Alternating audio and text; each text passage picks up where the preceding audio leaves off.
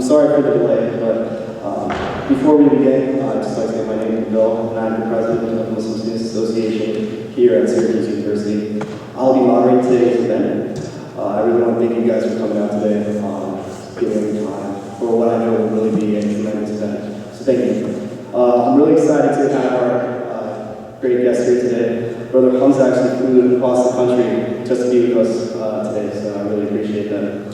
A little introduction of Brother Hamza. Brother Hamza was born and raised in Southern California in a Muslim household. Being one of 12 brothers and sisters, Brother Hamza grew up playing football and also being Muslim at the same time. Brother Hamza went to Pomona High School where he played football and was coached under Coach John Capera. And after high school, he attended Washington State University where he played football there. After college in 2005, Brother Hamza was drafted to the Tampa Bay Buccaneers, and since then he's played on different teams such as Cleveland, Denver, and most currently the Arizona Cardinals. Brother Hamza and his brother Hussein, who also plays in the NFL, have made national headlines in the past couple of years for their ability to go through long, tiring NFL training camps and fasting during the month of Ramadan, which Muslims during that month fast from sunrise to sunset. Most recently, in the last NFL season, Brother Hamza and his brother had to pass the opportunity to play for their respective teams in order to make the pilgrimage to Mecca, which all Muslims are required to do once in their lifetime. But before their pledge, during the month of Ramadan, Brother Hamza and his brother Hussein drove around the country and went across to 30 mosques in 30 days, in which they shared their stories and met different people across the country. The way we're setting up today's event, Brother Hamza will give his presentation, and afterwards him and I will have a conversation, and then we'll open up to the floor for questions. So without further ado, it is my honor to present Brother Hamza Abdullah.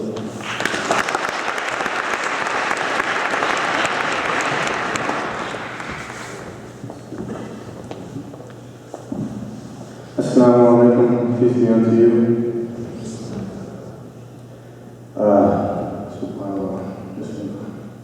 My name is Hamza Abdullah, husband, brother, father, son, professional football player, but most importantly, I'm a Muslim. You know, you can have a few different hats. Obviously, we all wear different hats, but the one I'm most proud of is being a Muslim. You know, all praise be to God. You know, I accomplished a dream, child dream of playing in the National Football League. But without God, without something to hold on to, you know, I would not have made it that far. Without a brother to lean on that was going through the exact same things, I wouldn't have made it that far. And it's funny because I was on my way up here, like Brother Nabil said, I'm coming from LAX, I'm coming from Los Angeles, so I got up at 6 in the morning, alhamdulillah, all praise be to God, and boarded a flight, stopped in Cleveland. When I was sitting in Cleveland, of course, I wanted to catch up on my March Madness, so I went and sat down at the local pub. And I'm sitting down, and there's a guy, probably in his older, about 45, between 45 and 50 years old, and he's just asking a few questions. And he said, I noticed you're not drinking. And then I said, yeah, you know, I'm Muslim. He said, oh wow, I would have never guessed it. And what I thought in my head was, well, how would you guess a Muslim? What does a Muslim look like? And sure enough, two others came in, a couple, a guy and his girlfriend, and we were sitting there talking, and Assalamu alaikum, you guys are okay, just come on in. But they were sitting there talking, and, you know, they were wondering, you know, why are you going to Syracuse? It's cold, you left the sun in California. So I get the opportunity to come and speak at Syracuse University. I said, oh, well, what are you going to speak about? I said, just a little bit about my life tales and, you know, how it was being a Muslim in a certain realm that Muslims were not usually there. I said, oh, okay, that's fantastic. I'm glad you're doing that. And he said, well, I'm a police officer, and I'd like to think that I don't have very much prejudice or stereotypes or racism inside of me. But unfortunately, a few things happened in my life to where I feel like I have a prejudice. He's actually a cop in Albany. And he talked about that. And he said, if we were to put up a wall of me talking to you, the conversation we had, I would have just said, man, this is a cool guy. He said, but then when the wall came down, I probably would have kind of backed up a little bit. I said, is it because you're black? Is it because you're Muslim? That's kind of what we go through on a day-to-day basis. You know, a lot of us in here are minorities in some way, shape, or form. Even if you're Caucasian American, you may be in a minority. You know, it's tough to hear that, but you are. We're some type of minority because, unfortunately, the world we live in, the society we live in, you're judged. Someone has already classified you as what you are. And it's up to us to make sure that their classification of us, if it's wrong, we educate them about the truth of the matter, and also that we're putting our best foot forward. That we're showing the respect. We're giving them the yes man, the no man, yes sir, no sir. And, you know, all praise be to God. Just sitting there having this nice conversation, you know, I was able to dispel a few myths he had about Islam. And he said, wow, you know, if you're ever in the Albany area, you know, look me up. He said, I was born Catholic, and I don't have a Muslim friend. So, you know, you can be my Muslim friend. And I just thought that was very interesting, you know, of all the people come sit down to, you know, and sat down next to me. And as I was on my flight coming over here, brother asked me, what are you going to talk about? I said, you know, I always just ask God, you know, whatever needs to be said, please let it be said. And I was driving over here with Brother Musa, and I was just asking him about the Syracuse University, the campus, and things that are going on. And we talked about a few specific topics. But one thing that I would say is you have to have someone that you can lean on. You have to have someone that's pretty much going through the same thing that you talk to. Whether you're talking about in your religion, in your race, in your class, in your profession, whatever it is, you have to have someone to talk to.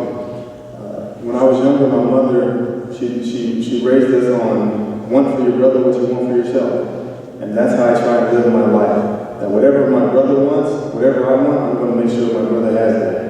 You know, all praise be to God, I was blessed to have a brother, Hamza Abdullah, play professional football. So when I was going through these tough times, we were going through fasting during the month of Ramadan, while it's training camp, we're trying to earn a job in the National Football League, you know, it may be hard. I might want to give up. I might want to stop. And here you have a younger brother who's pushing, saying no because you're doing it for me. If you give up, then I'm going to give up. I know it's hard, but please keep pushing. And it was like that throughout our whole entire life. I went up to Washington State University. He came 3 years later. I made it to the National Football League. All praise be to God, he made it 3 years later. And we just continue to push each other, push each other, push each other. You know, I would set the bar, he would set the bar high. And then we would continue to compete. And we grew up, when we went to college, we both went to Washington State University, small town just like this. College town, enrollment at Washington State University is 17,000. The population is 30,000. And it was tough. Being a Muslim in that environment, being a young black kid from South Central Los Angeles, it was a culture shock coming up to Washington State. It was tough. But what I had some brothers. I had a brother at home, but also I had brothers in my student body that I gravitated to. Because I was standing here right now, I tell you, I'm not perfect, nowhere near perfect. When I was in college, I was in college. I'll leave it at that. But no one ever judged me. No one ever put me down. If they saw that I was struggling, they came to help me. They didn't ostracize me. They didn't disclose, oh, I saw Hamza doing this and that. If they see me walking, I had one of my good brothers, I can't even remember what night. I think we had just finished off a spring ball practice. You know, so we're excited. We're done with spring ball, which is football practice in the spring. We're done with it. Now it's time to go hang out, let our hair down a little bit. And one of my Muslim brothers, he saw me. And the look on his face, you know, I'm thinking, oh man, he's going to send in trouble and this and that. All he did was say, did you get that email? I'm like, email? No, I didn't get the email. He was like, yeah, man, you should come over and just hang out. So it took me from what I was going to do something that I probably should have been doing. That was actually a lot more fun. And in Islam, we have the halal haram. And what I like to tell people, or what I like to tell myself, is you have to have a halal option, or a good option, because you know that if I go with this friend, I know what it's going to lead to. But if I go with this friend, I know what that's going to lead to, that may be better. There are times where we're done with school, we're finished with our tasks, and you just have all this time to just hang out. Well, you can go with friend X, or you can go with friend Z. Friend Z may be a better option. But if we don't communicate, if we don't have that, if we're not honest with each other, if we're not wanting for our brother what we want for ourselves, then what are we really doing? Because so often, our glasses, when we're seeing someone else, they're clear. Oh, I see exactly how bad that guy is. Well, shoot, won't I look in the mirror sometimes? I'm not perfect, and I won't even claim to be. I'm right here today. I'm telling you, I'm okay with it. I'm okay with it. I'm okay with it. And I think once we, as not just Muslims, not just Americans, but as people, when we're okay with ourselves, then it will make the world such a better place. I'm very fortunate to have a beautiful family. I have a mother, father, I have 11 siblings, I have a wife, I have 3 children, and they're all honest with me. They tell me when I'm doing something I'm not supposed to. You need that honesty in your life. Because if I just looked in the mirror, if I just looked on TV, if I just looked around, I would think I'm the best thing since sliced bread. But my wife would be the first one to tell you, no, you're not. And I'm okay with that. I can better myself. But, I'm just very fortunate and blessed to be here. It's been a whirlwind of activities today. When I was coming down on baggage claim, a graduate assistant for the football team met me. And he was just like, man, I'm so glad to see you. I was like, okay, cool. I said, Assalamu alaikum. He was like, yeah, whatever, but we're going to have fun now. I was like, okay. And he was like, yeah, we're going to meet the head coach. And I'm like, wow, I've never met a head coach on one of these speaking engagements. This is going to be an awesome time. He's like, yeah, you're going to spend some time in the football office, and then we're going to, and then I'm like, I took a step back. He's like, yeah, what kind of music do you listen to? And I started laughing. And he was like, what? I said, what's your name? He told me, and I laughed. I was laughing. And then I said, what do you think I am? And then he thought I was a football recruit. And it made me feel good. It was like, man, it made me feel like a ball player. But then it got me thinking, like, man, what kind of guys is Syracuse recruiting? They recruit 30-year-old ball guys to go team. So, it was funny, but, I was appreciative of that. But he was honest. He was upfront. And his perception became a reality really quick. He was the perception of a ball player. He's like, yeah, man, you're a big guy. You look like you're a professional already. I was like, thanks. But, it was cool because we laughed it off and we waited for the recruit to come down. He was like, oh, okay, I see the difference. But it was amazing just that even him, he looked at me. I was just a ball player. He didn't know I was a Muslim guy. He didn't know I was coming to speak to some young people today. But it was amazing. And I like to relish and cherish these moments that I get a chance to speak with individuals like yourselves. I was telling my brother earlier, I love coming to MSAs, and the best part of MSAs is the Q&A. Because that's when you get the real questions. You guys can come in here, talk about my life, you guys are here to learn something about yourselves, and we're all looking for something. But what can I take from this? I'm not a messenger, I'm not a perfect person, I'm not even that good of a speaker, I'll be honest. But if you take anything from me, just take that, one for your brother, what you want for yourself, because it'll take you a long way. I don't know how many road trips you guys have been on, but try and go on a road trip by yourself and see how difficult that is. Then put another person in the car, maybe even 2 people, and see how much easier it is, how much smoother the ride is, how your patience is not as tested as it usually is if you were doing it by yourself, how strenuous. So with that, God willing, I would like to sit down and have a fireside chat or something. But thank you guys so much for welcoming me here. It's truly a blessing. God bless you. Assalamu alaikum. So thank you, Brother Abdullah. That was a great introduction. I really appreciate that. One of the things you did say in your talk, though, that I kind of wanted to expand on is the 30-day, 30-month trip. Do you have any fun stories to tell us? Any good experiences? Well, for those of you not familiar with our story, myself, Hamza Abdullah, and my brother, Abdullah, National Football League players who play football. And every Ramadan is the month in the holiest month in the Muslim calendar, and we spend 30 days fasting from sun up to sundown with abstaining from food, water, and any type of nourishment. And we were truly blessed the last few years. A few years ago, we were featured on ESPN. My brother was on the front page of Yahoo Sports. We went to the White House and had iftar, which is the breaking of the fast meal, which is basically dinner at the White House with the president. Got to meet the president. So every Ramadan, great things were happening.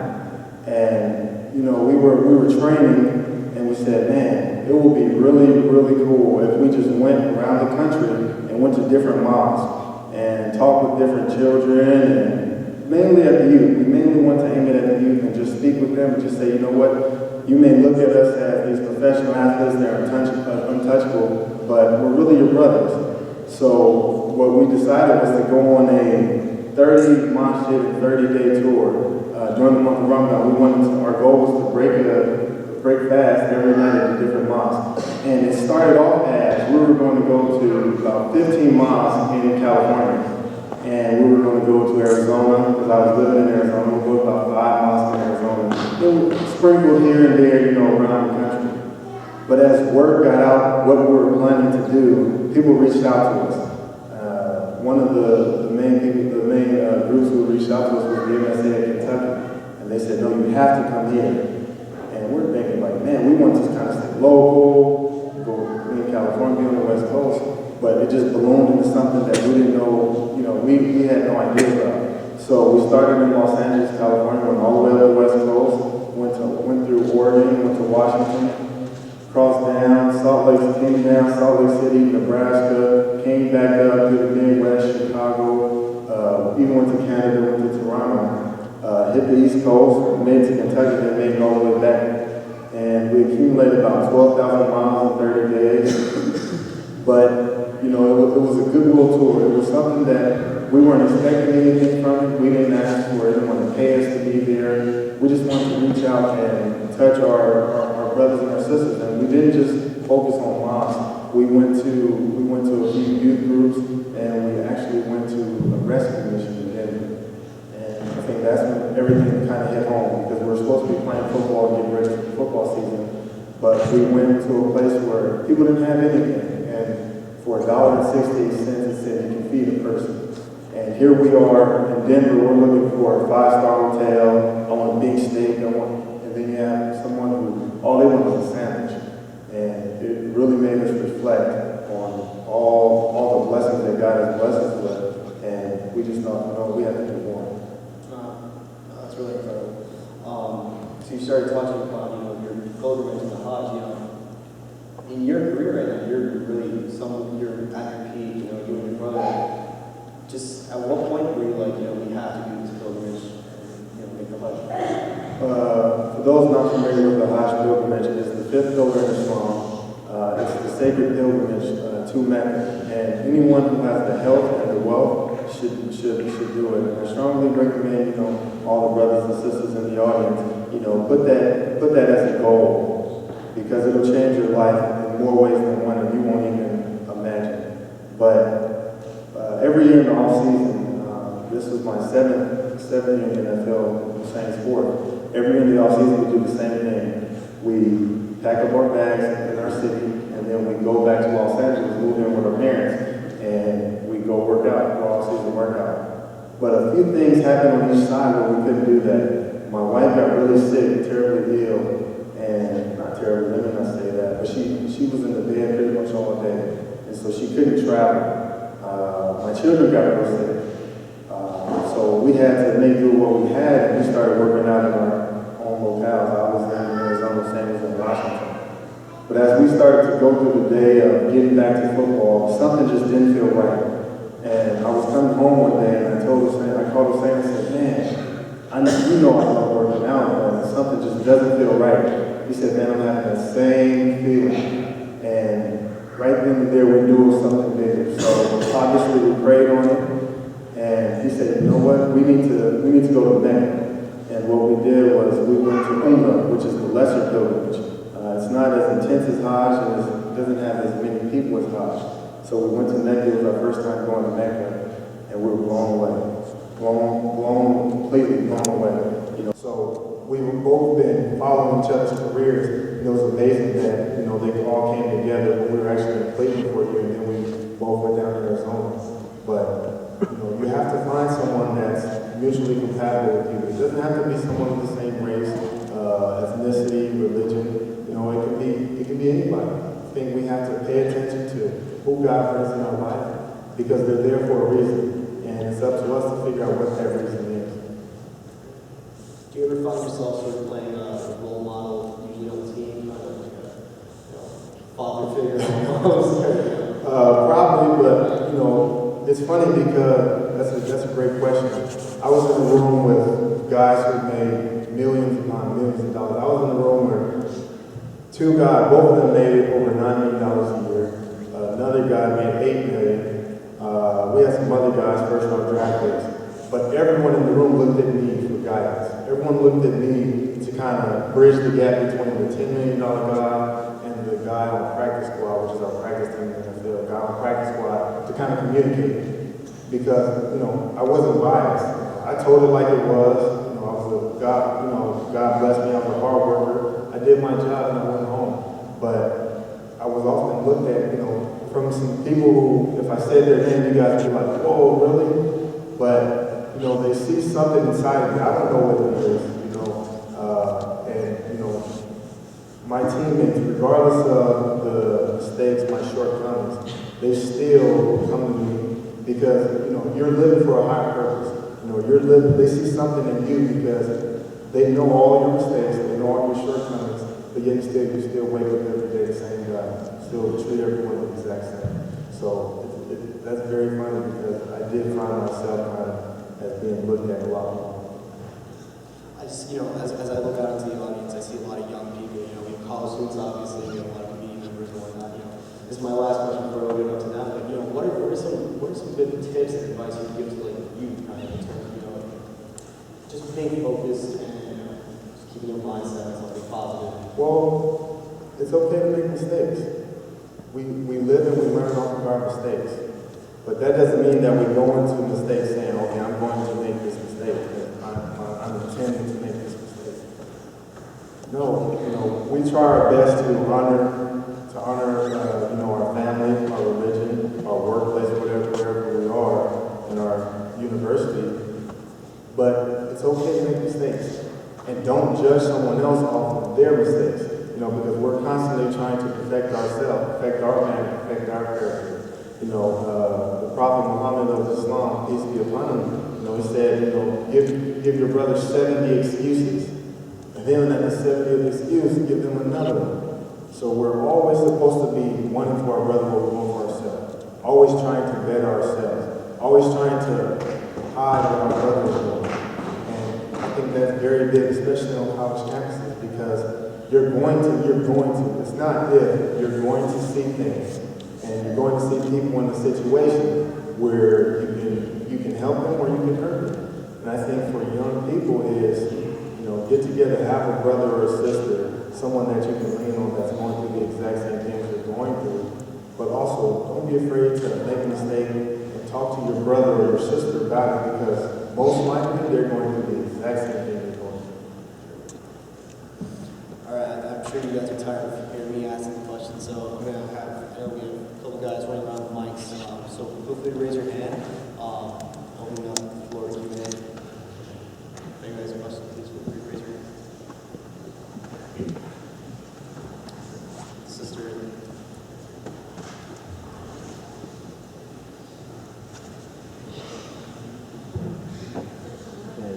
Should I use the mic? What's that? Should I use the mic? Or? It's right there. Thank you. Thank you very much for being here and coming to be with us. My name is Hijazi, and actually my question is more about your family. Because you said you were 12 kids, and it's, as I see, because Muslims, we have our different things that we do, and I'm sure it wasn't easy for your parents to raise 12 kids. Can you talk about that more, please? Yes, ma'am. Thank you very much. growing up in a house with 12 children, sometimes you're going through life and you're thinking about all the things you can't do, which is funny because that's what I hear from young Muslims. They say, oh, I can't do this and I can't do that and I can't do this. You know, I would say when I was younger, I can't go to Disneyland, I can't go to Magic Mountain, I can't eat out because all that stuff's too expensive and we don't have a car big enough to fit 12 people. But I was glossing over the things that I did have. I had companionship, I had brotherhood. I had a mother and father in the house who loved me. And when you're going through something, you know, to be able to go to your brother, confide in them, for you guys to be able to go to your parents and face a tough circumstance and still be able to come out on top. You know, it's not as bad as you thought it was. But just having that safe haven that home was home. Home wasn't just a house. You know, our parents, my mother was very stern on, you know, the rules of the house and making sure that the house was open. You know, we didn't have, even now when I go back home, you know, I'm 29 years old, this NFL player, but if she sees me at the kitchen table with my phone, it's trouble, you know. And you have to have that. You have to have that healthy interaction where, you know, instead of everyone being on their cell phone texting, tweeting, Facebook, you know, you get that time to say, how's everything going with you? You know, in my house, I have 3 young children, a 5-year-old daughter, 4-year-old son, and a 3-month-old baby. But we have an hour from 6:30 to 7:30 p.m., which is right before they go to sleep, that there are no electronics in the house. No phones, no computers, no television. And we sit there, we talk about what happened throughout the day. They tell me how they went to the park and played soccer, and we played family games. But just even in that hour of time that you get to say, that's my mom, that's my dad, that's my brother, that's my sister. So we get a chance to appreciate what we have. And so instead of them looking out and saying, well, why don't I have that brand new bike? Or why don't I have that brand new truck? They can say, well, I do have a relationship with my brother.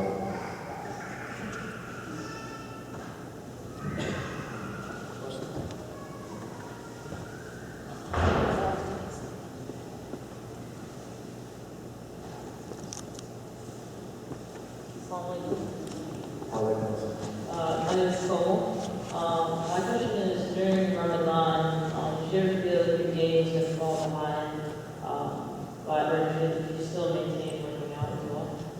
Yes, ma'am. Great question. During the month of Ramadan, we talked about it earlier, where we fast from sun up to sundown without water, food. So the questions we always get asked is, well, how did you continue to train? How did you practice? Because we went through double days.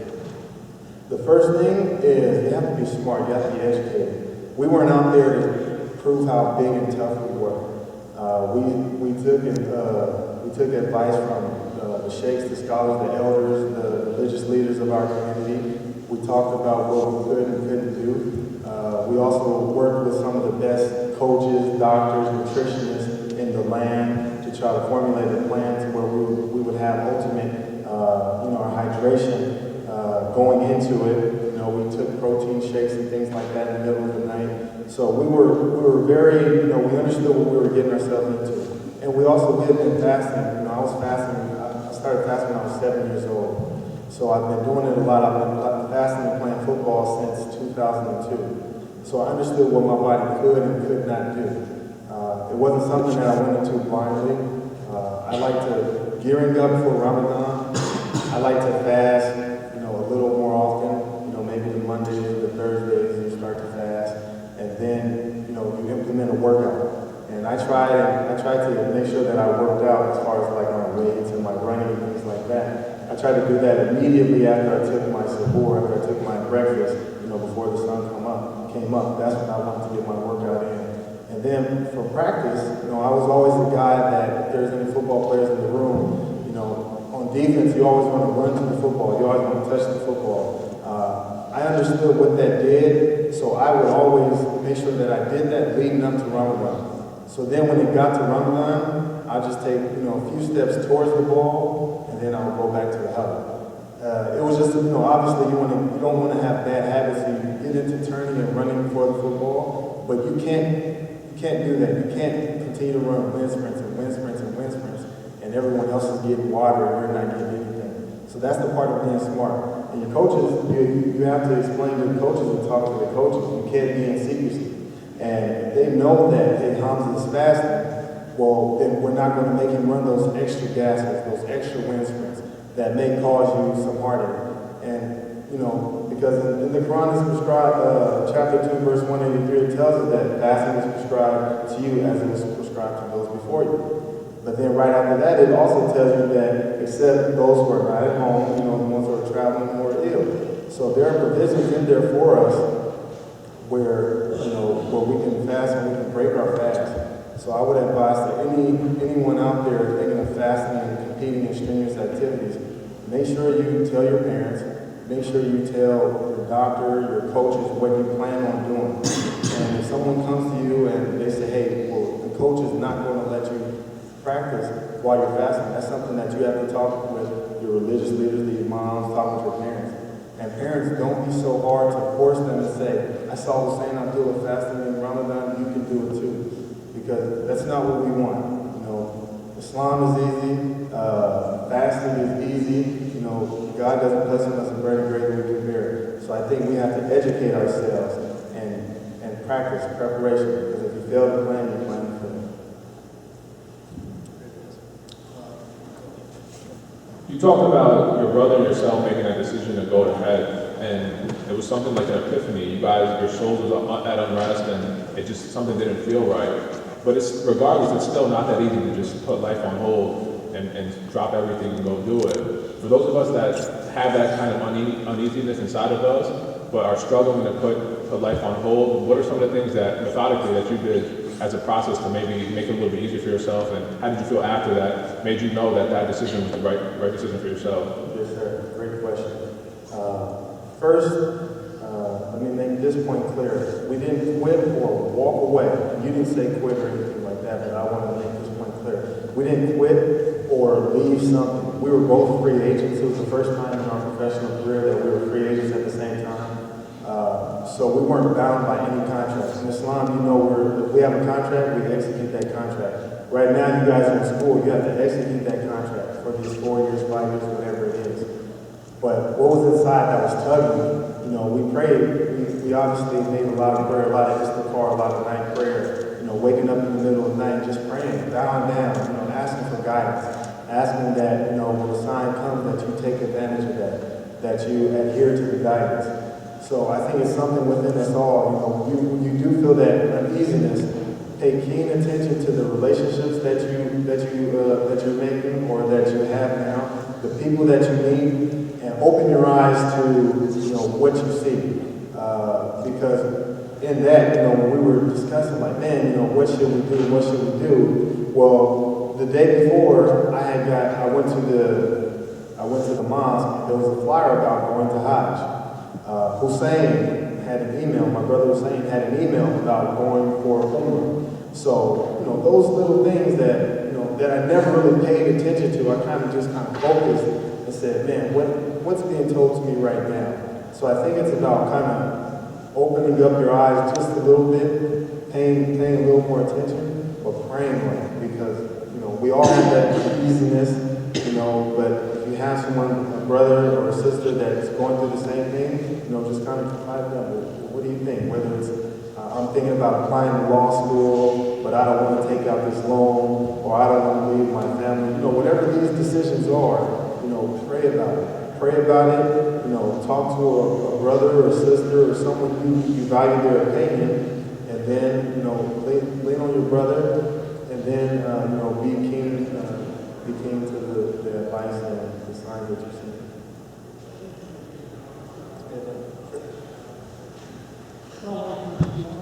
Well, first of all, thanks for coming today. We appreciate that you came and shared those beautiful stories. My question to you is, as a young brother, and mashallah, many brothers and sisters look up to you. We want to know what's coming, and what are your goals that could benefit the whole nation, inshallah, in the future, so we can learn from you. First off, thank you very much for having me and welcoming me. I appreciate it. The second is, astaghfirullah, may God forgive me for my shortcomings and my mistakes. I'm not perfect. My brother's not perfect. No one is claiming that we are perfect. But we do understand the platform that we have. We understand the voice that we have. We understand that people look to us just as maybe we looked to Hakeem Olajuwon when we were young. And I understand those are big shoes to fill. So that's one of the reasons why we come and we speak to MSAs and youth groups and we get out there. And as far as what's coming, all praise be to God. My brother was saying just signed with the Kansas City Chiefs. So you guys have to be on the lookout for the Kansas City Chiefs and Hamza Abdullah. Obviously it was trying to get back into the NFL, but now we're realizing the platform that we have was even bigger than we thought.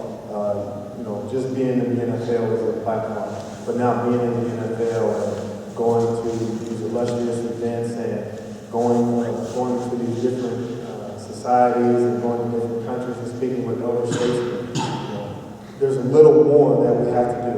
And what we want to do is we want to make sure that we're keen to everyone's request, and we want to help. We want to help everyone. If we can make it easier for anyone out there, then that's what we want to do. So we're going to be, God willing, very strategic in what we do. Coming up, we have some big plans coming up, God willing. So please keep us in your prayers. But I will say, our goal is to help any and every one of us, whether we're Muslim or non-Muslim, whether male, female, whether black, white, Asian, Middle Eastern, African, whatever it is, we want to help. Because I would hate for someone to make the same mistakes I made if I could have taught them a little bit. If I could say, hey, this is what lies ahead. If there's anyone getting ready for the draft, I understand what that process is like. So if I can make a defensive back in Syracuse job or life a lot easier, someone going to the NFL, then that's what I want to do. So whatever those small things are, that's what God will really have coming. So just be on the lookout. Follow us on Facebook, Abdullah Brothers. We're on Twitter as well, Abdullah Bros. And, we try and keep that up to date as to our next plans. Sorry, my name is North. I just want to know what kind of responses you get from your teammates when you said you're going to fight. Thank you, Greg. Thank you, brother. Got a very good response because in the locker room, we not only know each other as football players, but we know each other as family men, as men of community, men of God, and men of substance.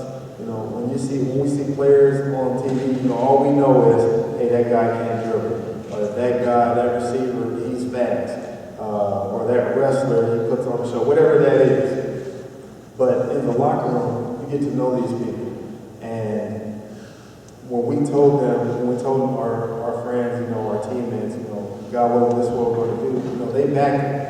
As soon as we tweeted, okay, this is what we're going to do, all of them retweeted it, all of them put it on their Facebook page, all of them said, hey, as long as you guys bring me a t-shirt when I get back. They were very supportive because when you're, I'm not sure if you have any college athletes here, but when you're in that locker room, man, you see them more than you see your own brother, your own family. So these relationships that you have over these 4 or 5 years in college, they go a long way. The same thing with when you're in the NFL. I was in Arizona for 3 years, so I got to know those guys and really get a chance to really learn who they were. They got a chance to learn who I was. So whenever you see someone who's doing something that's not the same variety, you want to go out and you want to say, hey, I know it's tough to make that decision, but I support you as my brother.